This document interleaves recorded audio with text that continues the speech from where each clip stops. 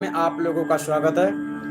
और इस वीडियो के माध्यम से गुरु एवं शिष्य के बारे में सदगुरु कबीर साहब ने बहुत गहरी बात कही है। जिस वाणी को हम बतलाने वाले हैं, इस वाणी को आपने देखा, जो कि आपको सामने ही दिख गया होगा फोटो में, यानी टाइटल में दिख गया होगा।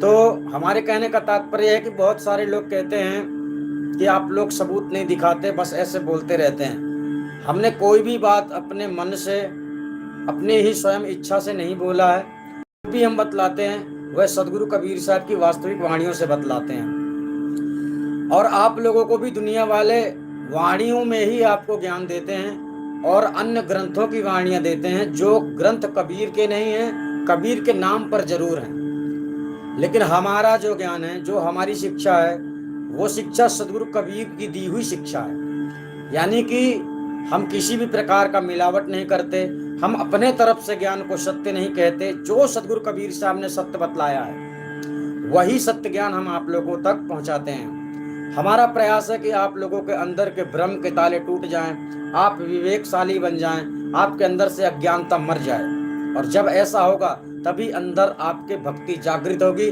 और तभी आपको भक्ति में कामयाबी हासिल होगी।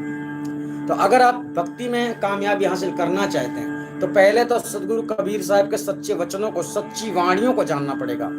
अनुराग सागर, कबीर सागर, ज्ञान गंगा जैसे नाना प्रकार के जो ग्रंथ कबीर के नाम पर बनाए गए हैं, साथियों, इसमें कितना झूठ है आप सोच भी नहीं सकते। लेकिन हाँ, जो हम आप लोगों को बतला रहे हैं, अगर उस पर विचार करोगे, अगर इसे मान लोगे, क्योंकि हम जो बतला रहे हैं वो कबीर की असली वाणी है। तो चलिए हम देर नहीं करते हैं। इस वाणी में हम जानते हैं सदगुरु कबीर साहब ने अज्ञानी जीवों का व्यवहार वर्णन किया है। अज्ञानी जीव कौन होते हैं? पाखंडी गुरु और पाखंडी चेला, नकली गुरु और नकली चेला अज्ञानी जीव कहलाते हैं।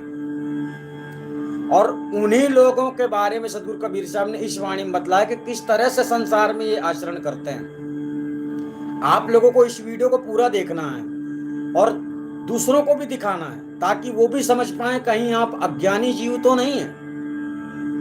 क्योंकि इस वाणी में सदगुरु कबीर साहब ने अज्ञानियों के बारे में ज्यादा बतलाया है। ज्ञानियों के बारे में तो इशारा कर दिया है, लेकिन अज्ञानियों के बारे में ज्यादा बतलाया कि अज्ञानी लोग करते क्या हैं। हमने आपको बारंबार बतलाया, आप लोग ऐसा कहने लगते हैं कि किसी गुरु की निंदा नहीं करना चाहिए। सुनिए, जिस गुरु के पास ज्ञान नहीं है, जो ज्ञान होना बहुत जरूरी है, वो ज्ञान उसके पास नहीं है। धर्म मार्ग में, यानी सत्य मार्ग में, भक्ति के मार्ग में एक गुरु के पास परमात्मा आत्मा स्वरूप ज्ञान होना चाहिए, यानी कि परमात्मा को वो जानता हो। और जो गुरु परमात्मा को जानता है वो गुरु शिष्य को भी परमात्मा का परिचय दे सकता है क्षण मात्र में। ऐसा नहीं है कि उसके लिए आप लोगों को 10 साल की साधना करनी है। हाँ, गुरु आपको परखेगा। अगर आप परख में सही उतरे, खरे उतरे, सत्य मार्ग में चल पड़े, अटल सिद्धांतों का पालन करने लगे, तभी आप उस काबिल बनेंगे। आत्मा परमात्मा को जानना कोई दुर्लभ कार्य नहीं है, क्योंकि ये गुरु का काम है, गुरु करवाता है। पर फर्क यही है कि आपको डायरेक्ट नौकरी नहीं दे दी जाती है, पहले आपको पढ़ाई करवाई जाती है। उस पढ़ाई में आपके खर्चे भी होते हैं। पढ़ाई के बाद डिग्री प्राप्त होती है, डिग्रियों के बाद आपको कोई नौकरी प्राप्त होती है। तो ठीक इसी शाखा को आपको समझना है कि शाखा पर शाखा आपको जाना, डायरेक्ट आपको मंजिल नहीं मिल जाएगी, कोई भी हो। तो चलिए जानते हैं सदगुरु कबीर साहब ने इस वाणी में भक्तों के बारे में, यानी अज्ञानी जीव भी इस संसार में भक्त बने पड़े हैं। यानी आपको अगर परमात्मा का ज्ञान हुआ नहीं, आपके गुरु को भी परमात्मा का ज्ञान नहीं हुआ, तो आपका गुरु भी अज्ञानी जीव की भांति संसार में व्यवहार करता है और आप भी अज्ञानी जीव की भांति संसार में गुरु के बताए अनुसार कार्य करते हैं, अर्थात व्यर्थ की भक्ति कर रहे हैं। तो चलिए शब्द क्या कहता है?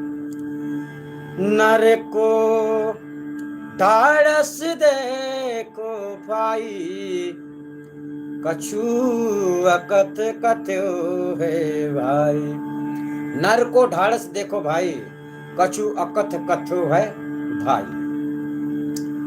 सबसे पहले इस शब्द का अर्थ समझ लो। पहले हम इस बीजक से बतला देते हैं, फिर हम आपको अपने तरीके से बीच बीच में समझाते जाएंगे ताकि आप समझ पाए। इस शब्द में सदगुरु कबीर साहब कहते हैं, पहला नंबर, पहले शब्द का वाणी का उत्तर है।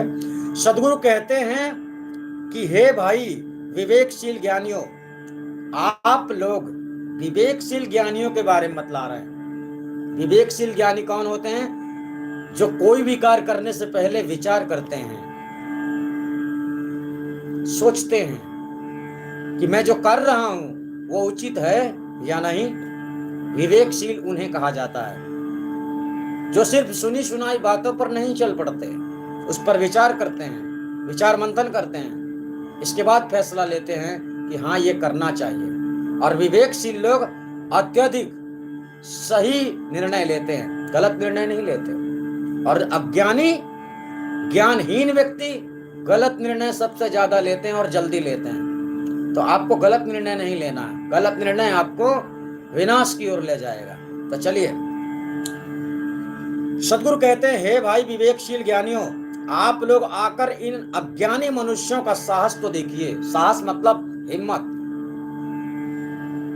क्या इनकी कुछ बड़ी ही विचित्र, ना कहने लायक कथा है। कछु अकथ कथ्यो है भाई, मतलब जो कहना भी नहीं चाहिए, जो कहने में भी हमें बुरा लगता है, ऐसा लोग कर रहे हैं। सदगुरु कबीर साहब ये कह रहे हैं, ना कहने लायक कार्य करते हैं। विचित्र मतलब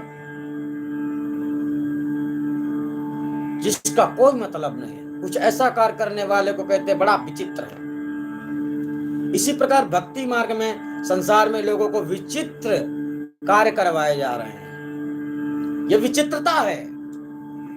ऐसा बैठ जाना, समाधि में ध्यान लगाना, ये विचित्र कला है, विचित्र कार्य है। भक्ति के मार्ग में